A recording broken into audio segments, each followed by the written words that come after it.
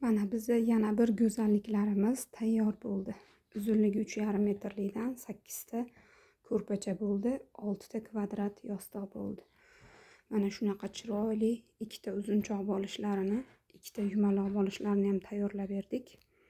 Farg'onali klientlarimizning zakazlari. Ichki qovoqlari ham juda ham chiroyli chiqqan. O'zi kuzatib borayotganlar biladi.